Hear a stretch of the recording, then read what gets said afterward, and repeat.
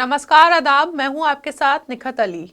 बिहार विधानसभा चुनाव के नतीजे हम सबके सामने हैं, जहां एनडीए ने एक तरफा बाजी मार ली है, लेकिन किन किन रास्तों से वो आप तय कीजिए। मैं यहां आज बिहार विधानसभा की 243 सीटों में से अलीनगर सीट की बात करने आई हूं, जो बिहार की वीआईपी सीटों में से एक मानी जा रही थी। इस सीट से 25 साल की लोक गायिका मैथिली ठाकुर भाजपा से उम्मीदवार थी, लेकिन अब विधायक बनने की तैयारी करेंगी, क्योंकि अलीगढ़ सीट से वो जीत चुकी हैं। मैथिली ने आरजेडी के नेता विनोद मिश्रा को 11,730 वोटों से हराकर ये सीट अपने नाम कर ली। लेकिन इस जीत ने कई सवाल जरूर खड़े कर दिए हैं, जिन पर आपको गौर करने की जरूरत है दोस्तों, कि कैसे एक 25 साल की लड़की जो राजनीति के मामले में बिल्कुल अनाड़ी है या कई ये नौसिखिया है, उसे बिहार की जनता ने इतने बड़े मार्जिन से अलीनगर की वो सीट जिता दी, जहां भाजपा का कभी खाता तक नहीं खुला था।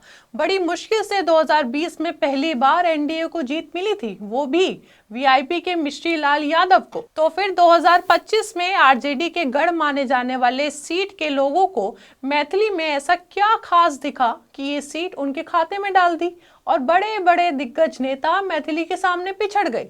क्या मैथिली का अलीनगर को सीतानगर बनाने का मुद्दा ही मैथिली को जिताने में काफी था? दोस्तों, अगर हम शुरू से शुरुआत करें तो बेनीपट्टी की मैथिली को जब भाजपा ने टिकट भी नहीं दिया था, तब से मैथिली का विरोध अलीनगर की सीट में किसी से छिपा नहीं था। यहाँ तक कि मैथिली गो बैक के नारे तक लगे थे।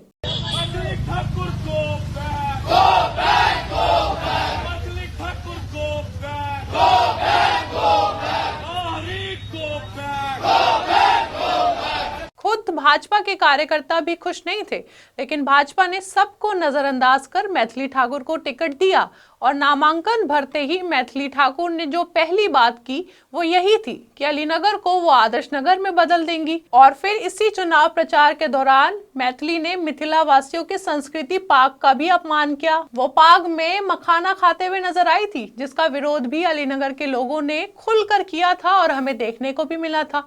लेकिन मैथिली ने फिर नाम बदलने का मुद्दा छेड़ दिया और अलीनगर का नाम सीतानगर बनाने की बात लोगों के सामने रख दी।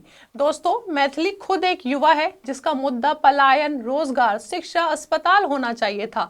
बावजूद इसके मैथिली के पूरे चुनाव प्रचार में अलीनगर के नाम बदल देने का ही मुद्दा शोर मचा रहा था। तो क्या सिर्फ एक जगह का नाम बदल देना राजनीति में आए किसी अनाड़ी को भी जीत दिला सकता है? दोस्तों, इस बिहार विधानसभा चुनाव में कई भोजपुरी स्टार्स खड़े हुए थे, जिनमें एक नाम भोजपुरी एक्टर खेसारी लाल यादव का भी था, जिन्होंने आरजेडी में रहकर छपरा से चुनाव लड़ा। इस सीट से खेसारी की जीत पक्की मानी जा रही थी, लेकिन यहां भाजपा की छोटी कुमारी इस सीट से जीत गई।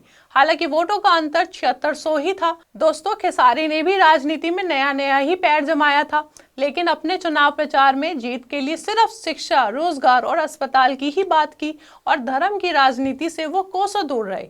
खेसारी के एक इंटरव्यू का छोटा सा हिस्सा सुनिए, जिसमें वो कहते हैं, बना लो मंदिर, लेकिन सिर्फ मंदिर बनाओ ये गलत है। अस्पताल, स्कूल पर ध्यान देना चाहिए। जब इंसान बीमार होता है तो वो अस्पताल जाता है, मंदिर नहीं। मैं कब कहा कि नहीं होना चाहिए, लेकिन सिर्फ मंदिर मस्जिद ही नहीं होना चाहिए, उसके साथ साथ लोगों के लिए व्यवस्था भी होनी चाहिए। बीमार होते हैं तो क्या मंदिर जाते हैं हम, क्या अस्पताल जाते हैं, मुझे बताएं। लेकिन दोस्तों, खेसारी इन मुद्दों को उठाने के बाद भी हार गए।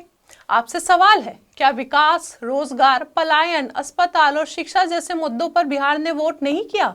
दोस्तों, चले किसी बड़ी पार्टी के उम्मीदवार को छोड़ देते हैं, एक निर्दलीय उम्मीदवार की बात करते हैं, शिवदेव डब्लू लांडे, जो बिहार के पूर्व आईपीएस अधिकारी हैं, जिन्हें बिहार का सिंघम भी कहा जाता है। शिवदेव लांडे ने अररिया और जमालपुर सीट से निर्दलीय उम्मीदवार बनकर चुनाव लड़ा, लेकिन दोनों ही जगहों पर उन्हें करारी हार का सामना करना पड़ा। क्यों? क्योंकि उन्होंने भी शिक्षा को ही चुनाव में अपना मुद्दा बनाया था। 49 साल का एक पढ़ा लिखा आदमी, जो आईपीएस भी रह चुके हैं, उनके हलफनामे के मुताबिक उनके खिलाफ कोई आपराधिक मामला भी दर्ज नहीं था। वो प्रोफेशनल ग्रेजुएट है, लेकिन किसी साफ छवि के उम्मीदवार को जीत नहीं मिली। अनंत सिंह जैसे बदनाम बाहुबली को चुनाव में जीत मिल गई। वो अनंत सिंह, जिस पर चुनाव के दौरान भी किसी को मार देने का आरोप लगा, जो जेल भी चले गए, बावजूद इसके अनंत सिंह को मोकामा में एक बड़ी जीत मिल गई। वो भी छोटे मोटे मार्जिन से नहीं, बल्कि 28,000 से ज्यादा वोटों से ये सीट अनंत सिंह ने अपने नाम की और उनके घर में जश्न का माहौल भी देखने को मिला। आखिर में आपको ये भी बताना चाहेंगे, बिहार चुनाव में 5 पूर्व आईपीएस मैदान में खड़े हुए थे, लेकिन एक को छोड़कर सबको हार का सामना करना पड़ा। और आप जानते हैं वो एक आईपीएस किस पार्टी से था जिसको जीत मिली? जी बिल्कुल सही समझे आप। पूर्व आईपीएस आनंद मिश्रा ने भाजपा की टिकट से बक्सर में चुनाव लड़ा, जहां उन्होंने 28,000 वोटों से जीत हासिल कर ली। वहीं जन सुराज से पूर्व आईपीएस राकेश कुमार मिश्रा भी दरभंगा सीट पर भाजपा उम्मीदवार संजय सरोगी से हार गए।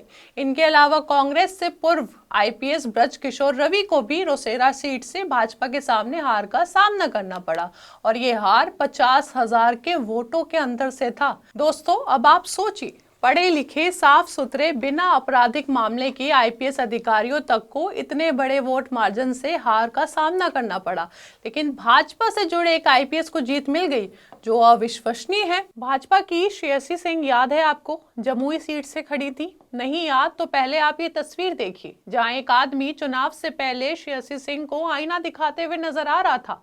उन्होंने कहा कि 5 सालों से आप एक बार भी नजर नहीं आई, हम आपको कैसे चुने? आप लोग बीमार होते हैं तो बड़े अस्पतालों में इलाज होता है, लेकिन हम गरीब ऑक्सीजन की कमी से मर जाते हैं। लेकिन आप एक बार भी हम लोगों के बीच नहीं आए 5 साल में। नेताओं के बेटे, बड़े बड़े उद्योगपति का बेटा विदेश में पढ़ता है। हमारे बच्चे आज भी सरकारी स्कूल की व्यवस्था देखिए दीदी, आप आज भी देखिए सरकारी स्कूल की व्यवस्था है। आप लोगों का इलाज, नेताओं का इलाज, बहुत बड़े बड़े उद्योगपतियों का इलाज जो है कि लंदन में होता है, पेरिस में, अमेरिका में होता है, लेकिन हम लोग घुट घुट के मर जाते हैं। हमारे आंखों के सामने हमारी माँ को ऑक्सीजन नहीं मिलता है, बताइए हमारे दिल पर क्या बीतता होगा।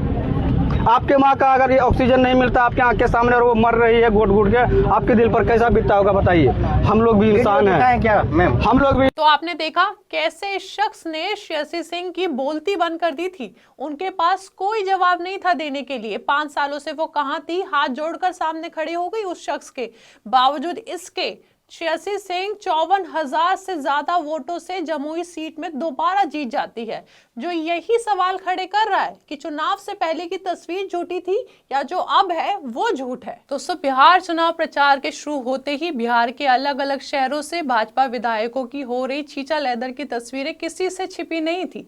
यहाँ तक कि पहले चरण के बाद डिप्टी सीएम विजय कुमार सिन्हा पर जूते, चप्पल और गोबर की बरसात तक हमने देखी थी।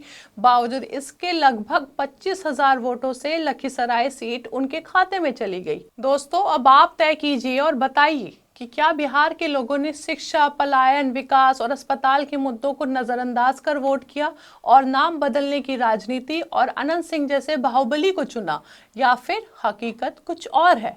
आप अपनी राय हमें कमेंट बॉक्स में बताइए। हमारे चैनल आर्टिकल 19 इंडिया को सब्सक्राइब कीजिए और बेल आइकॉन को प्रेस कीजिए ताकि हमसे आने वाली हर खबर आपके पास फौरन पहुंचे। अब इजाज़त दीजिए, बहुत बहुत शुक्रिया।